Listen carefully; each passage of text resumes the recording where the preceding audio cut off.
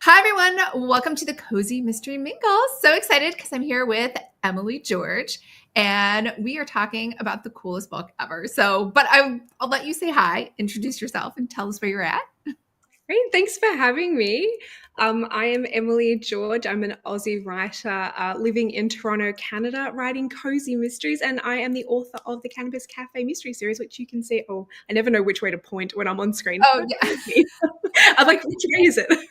It's right behind you. Awesome. Yeah, I've been so psyched about this interview because this is like the most unique idea I have ever heard. So why don't you tell us a little bit about how you came up with this concept? Yeah, so it's a really funny story. It was a collaborative idea between myself, my agent, and the publisher. And it sort of started off by the publisher looking for something like you said, really different, unique, something that didn't exist in the cozy space.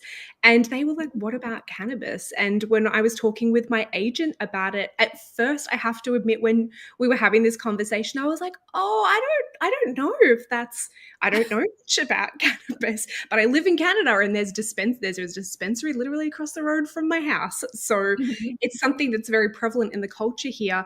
And she said, well, just have a think, see if anything sparks. And I swear I went on one walk with my husband, who is my brainstorming buddy. And in that one walk, I had dreamed up all of Azalea Bay, Chloe, her grandma, her aunt, everything. And it was like this. I don't know, I've never had a book be like that before, where the whole world Mhm. came to me in one go.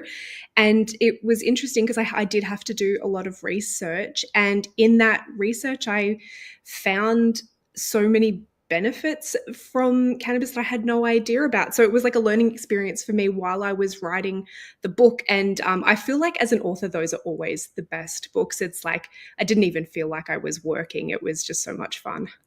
Yeah, that's nice. So it was meant to be, and you were meant to write Yeah. this series. It was just this like weird little like cosmic snap in time. I didn't even know how to describe it. It's such a unique, like no other books in my career have ever been like this. Nice. Yeah, and what's cool too is like it's something fresh and new because everyone's like, "Oh, we want millennial cozies and something different." And this is like hands on, like hands down the best different idea ever. Oh, that's awesome. I'm so glad that you enjoy the idea. It was it's always a little nerve-wracking, I think, to go and try and do something that is really left of center for a genre that has such established traditions in terms of like the most beloved types of cozies. And I've been a cozy reader I picked up my first Agatha Christie when I was like 11 years old. So I've been reading these types of books like my whole life. And I really wanted to try and find the like sweet spot of this brand new and exciting, never before covered in the cozy space topic, but also still being really true to like the things that I love as a cozy reader, which is like, great food descriptions and like the fact that I always feel hungry when I read these books. So yeah, the marrying of those two things was like the thing I really wanted to challenge myself with when I was writing this book. Yeah, and there's almost been like this mini trend lately where all of the books that are breaking the rules are like the most popular ones where readers are like, I still want to read that. Yeah. And well, I think that that's like with any genre that's super well established, is after a while, people do start to crave a bit of that like new and different Mhm. feeling with the content of the stories, while still loving that like familiar element. So yeah, it is really cool to see that cozies do have a lot of younger authors coming in, lots of people bringing their heritage, lots of people bringing different sorts of like topics to cover. I find that really cool. Awesome. Well, you write other, so I didn't even know that. You write other series, obviously under different pen names, right? Are they cozies or different genres? No, so I actually started my career. I've been writing for 10 years and I started off as a romance author. So I write in the romantic comedy space as Stephanie London. My pen names are not secret. So that's me Okay. in the romance space. I started off writing like Harlequin category books and then moved into rom-coms. And I also have written a domestic suspense thriller as well because I love mysteries. So yeah, I'm that person that like I like to do lots of different things. It keeps me like creatively fresh. But cozies was definitely like the genre that I've always wanted to write one. And so when I was talking with my agent about, transitioning after writing 30-something romance novels, wanting to do something different, Cozy was like the space where I was like, yeah, that's where I want to go. Very cool. All right. And so, you are so we were just talking about the weather. You're in Toronto, which is nothing like the cover, which is very beachy, right? Yeah, that's so true. It is a nice escape when it's cold here to be, I can just imagine myself off to Azalea Bay in California where it's warm and sunny and everyone's at the beach. Right. Yeah. Well, okay. So let's go back to the reason we're here. Let's talk about High Tide. Can you tell us a little bit about the book? Who gets killed? Who is Elliot? Everything. So I have right here, High Tide Murder is the second book in the Cannabis Café mystery series. So for anyone that's read the first one, it follows Chloe again, who is the protagonist and sleuth. She is a French-trained pastry chef who had stars in her eyes and dreams of becoming a Michelin level pastry chef when in Paris her life essentially falls apart and she finds out that her grandmother has been diagnosed with breast cancer, which is something that's very personally close to my heart. And so she decides to pack up her life and move back to California, to the small town where she grew up. And in the first book, she's kind of in the process of coming up with the idea for the cafe and setting it up. And then in the second book, they have just launched and opened right in time for a pro surfing competition to come into town, which brings obviously lots of new people into the town. And a promising young surfer is found dead in their hotel room. The police think that it is a suicide, but Chloe thinks differently. And that's the brief. Oh, and this is book 2 in the series, right? Correct. Yeah. And so can they read this without having read book 1? Totally. Yeah. The books all have a complete storyline, a complete mystery. Kind of the stuff that is best to read in order is more for the relationships and family element. But if you're just straight up here for the mystery, then you can read them in any order you please. Okay. And going into book 2, is there anything they should know beforehand? Yeah, stuff that carried over from the first book was that probably 2 main things. Chloe's love interest, Jake.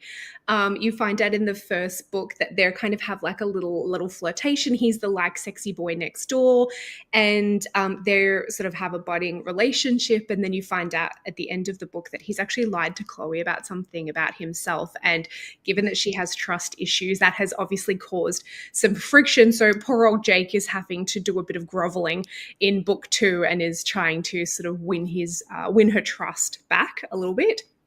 And also, Chloe was, as part of solving the mystery in the first book, she was attacked in the store before it was open in her cafe. And so she definitely has some fears around putting herself in dangerous situations and unfortunately has a little bit too much curiosity for her own good. So that's a little bit of a battle that she's going through in the second book. Okay, cool.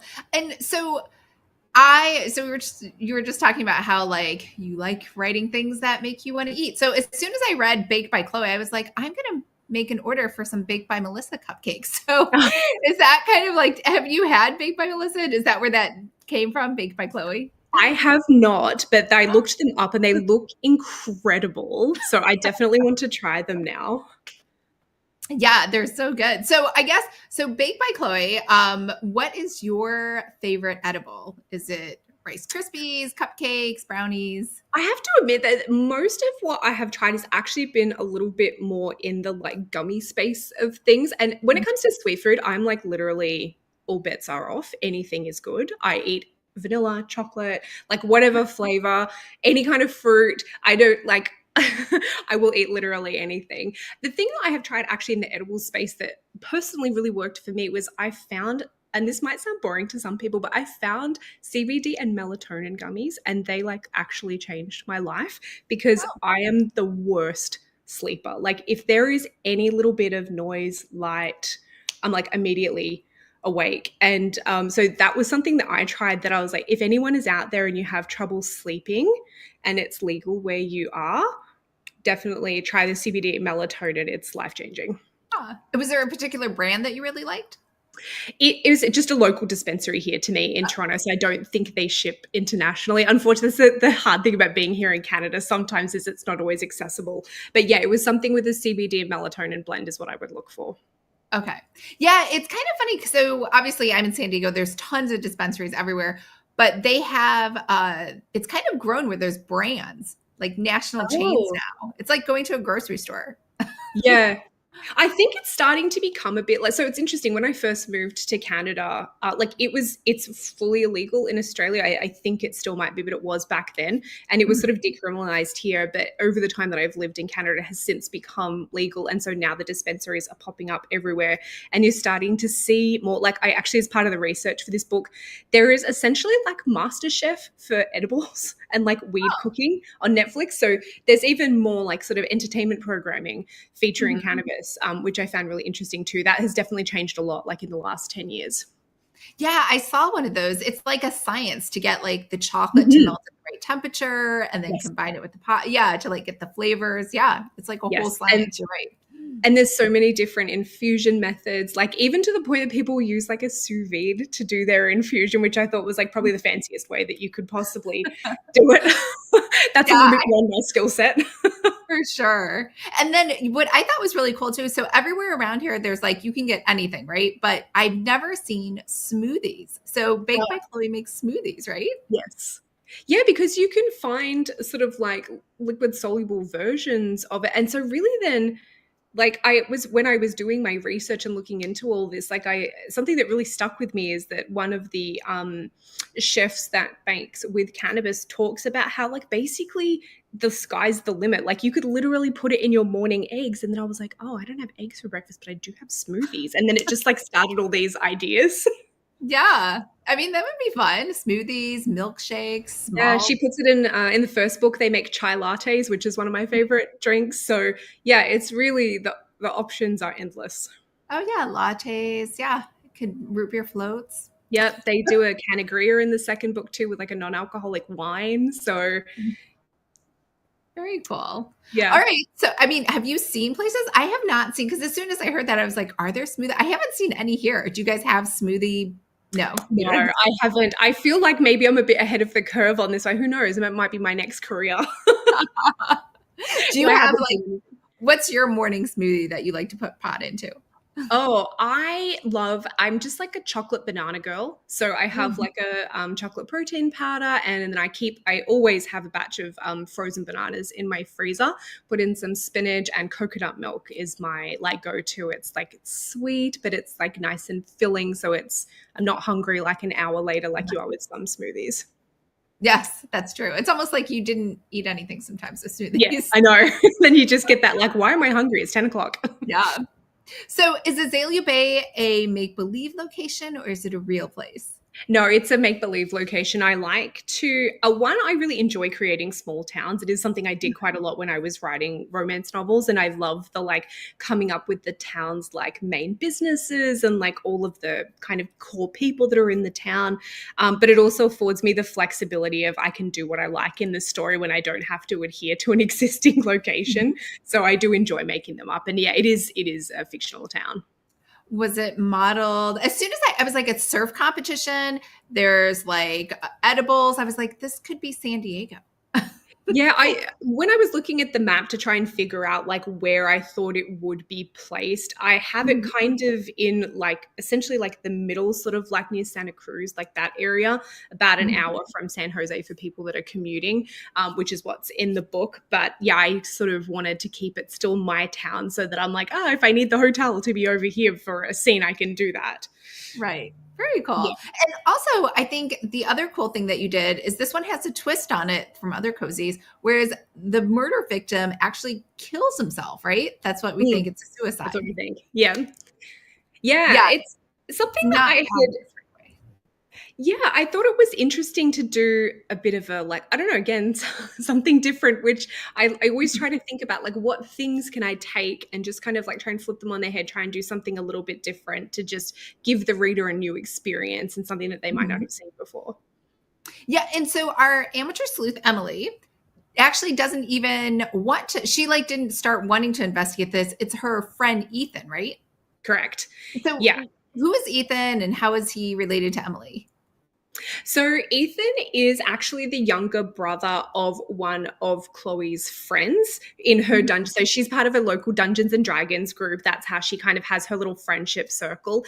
And one of the guys in that group is an Aussie guy who had moved to the US, and his younger brother is a surfer, and he has come into town for the surfing competition, and he is best friends with the potential suicide slash murder victim in the book, and they are rooming in the hotel together. And so Chloe is a bit reluctant based on her experiences in the first book of like getting attacked in her shop and getting Mhm. an earful from her grandma about not being safe, and all of, getting told off by the police for meddling, all of those kind of things. So she is a little bit reluctant in the beginning, and it's only their pleading for help because the police aren't listening to them that really drags her into the mystery. Got it. All right. So now that she's dragged into the mystery, how does local law enforcement fit in? Do they help her? Do they not help her? Do they like her? Are they annoyed by her? Yeah, so she has a bit of a funny relationship with the law enforcement. So in this town, they have the police chief who is an older gentleman, and he is kind of, a bit set in his ways. He wants to automatically, I guess, like cut off any chance that their town could be bad or unsafe by like denying things. So he is a little bit like kind of has blinkers on a little bit. However, the detective who is a transplant from LA into this small town is a little bit more open-minded and has quite actually a caring nature, which is something I don't always see in like the law enforcement characters. So I really wanted to make her someone who is a bit more level-headed, but obviously the politics within the police force is such that she kind of has to fall in line with what her boss wants. And so she's in a position where she's sort of torn between wanting to believe Chloe and help her, but also like knowing for the security of her job that she has to do what her boss tells her.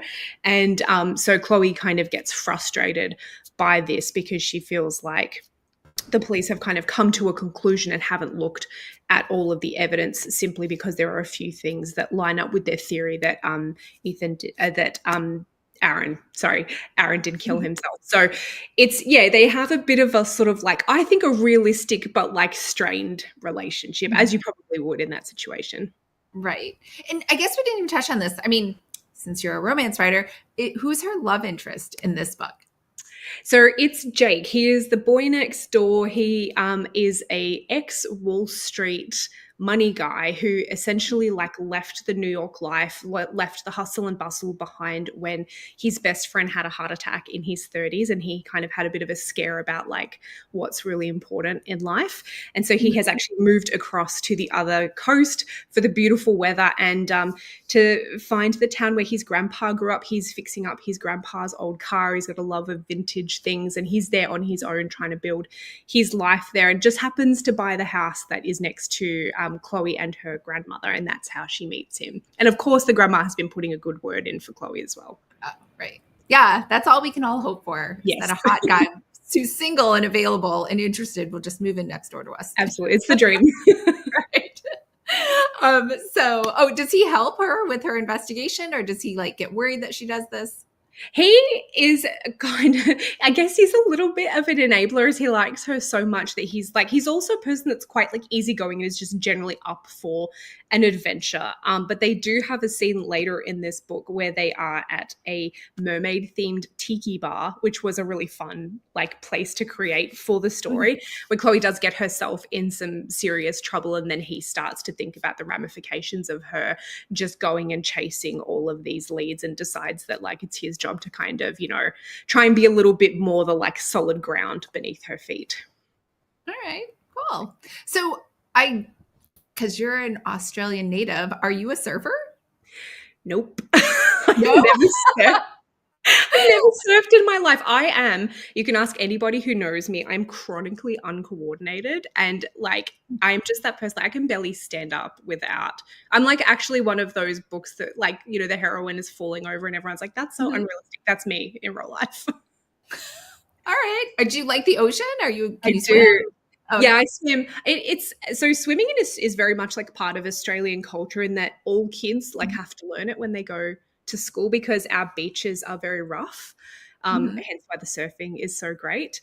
So yeah, actually all kids in Australian schools, like, you learn how to swim as part of school. Oh, that's very cool. Yeah, like Because since I know how to swim, but I'm from the Midwest, but everyone here who's a native California, nobody knows how to swim. I'm like my only friend who knows how to swim. It's the craziest Really? thing.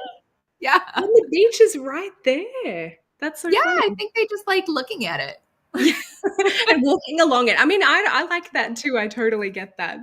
But yeah, no, I think it's important to learn how to swim. You never know. Like actually, when I was young, my sister fell at the beach and got pulled under by a Oh, wave, and my dad, thank God, my dad was watching. He had to like charge in and grab her. So it's like, yeah, it's good to know how to handle yeah, yourself in the water. for sure. Cool. So our amateur sleuth, Chloe Barnes, is she kind of like a mini you? We definitely share some traits. I feel like she is very much more a like charge into a situation, probably more than I am. Maybe a little bit more cautious than her. But we both have like type A perfectionistic tendencies. Unfortunately, I pass that on to her. Okay. That's good. So does she have a sidekick? She has a little dog, right? She does. Antonio is a tricolor chihuahua. He's actually based off my mum's chihuahua, who is named Zorro. So hence Oh, Antonio Banderas. So yeah, I think chihuahuas always get like a really bad rap, like in movies and yeah. stuff. Everyone seems to think that they're yappy and horrible. And my mum's dog is the like sweetest little cuddle bug that you'll ever Oh. meet. So I was determined to like rep the chihuahuas positively. Does she carry the chihuahua in her purse with her? No, he tends to wear a harness, which is what we do with the dog at home. He loves to just be like free and see what's going on and be able to like go up to people. He's a very friendly dog. So yeah, so put him in the harness, and but Chloe does like to take him around when she is going to find information or just to like have an excuse to walk by someone. The dog is the perfect excuse for that. So he's a great little sidekick. And then she has her grandma and her aunt, who are sort of her like her main family members, her go-to like people, and so they help her with the sleuthing as well. Okay, cool. And can Antonio come into the shop, Baked by Chloe? I To be completely honest, I was not sure if that was so I have kept him out because I feel like dogs and food in the same location, I'm not sure how that goes in different places. So Antonio doesn't come to the store, but thankfully, because Chloe runs her own business, she's often out meeting with suppliers and going and doing lots of different things to promote the business. So plenty of time for her and Antonio to get out together. All right, fun. So I've missed a question. Starry wants to know, do you still write romance, and what inspired you to write cozies? The romance is sort of on hold a little bit for the moment because the cozies are really taking up a lot of my brain space, and I just have so many ideas that I kind of want to write more and more and more. And what inspired me to write cozies was just a personal love of the genre. I am also that person that loves a puzzle. I love trying to solve something. My husband hates watching like CSI or anything like that with me because I'm always like, oh, that person did it. So I just love that. I find that really like fulfilling. I read a lot of mystery books myself. So I feel like it was a very natural progression to come into this genre just because I have a huge personal passion for it. Cool. And then her only other question was, same one I had, what attracted you to Canada? Because we're always like, I want to move to Australia. Why are people leaving? Yeah. I get that question all the time, and people are like, but the weather is so good. I'm like, yeah, I'm from Melbourne. That the weather is not. It rains for like 4 months straight every winter. To be honest, part of it is just like my husband and I, we love Australia. It's a wonderful country, and I do really miss being close to my family, of course. But it is in the middle of nowhere. It makes travel really hard because everywhere is so far away. So kind of when you're there, it's difficult to get out and see the world. And my husband wanted some international experience for his job. We also had a friend who had moved to Toronto and was like, you guys will love the city. It's like super multicultural. It's got lots of sport and arts and theater and music and all the stuff that we love. So why don't you come over? And so we went on a 2-year visa, told the parents, oh, we'll be back. And now it's 10 years later and we own a house. 10 years. Wow. That's quite a long Yeah, time. my mum's still salty about that. Well, it sounds like you like it. Yeah, we love it. And we made such a wonderful group of friends here as well. And his job is great. And for me, being in publishing, being in North America is really handy. So yeah, it was a gamble that we literally came with 2 suitcases each, nowhere to live, no jobs, no nothing. So it was a big gamble. Wow. Oh, and you're close to, if you work for Harlequin, you're like right next to the offices, right? Aren't they in Toronto? Yeah. Yeah. And my editor literally lives like 10 minutes down the road. So it's it's really handy. Yeah, that's very cool.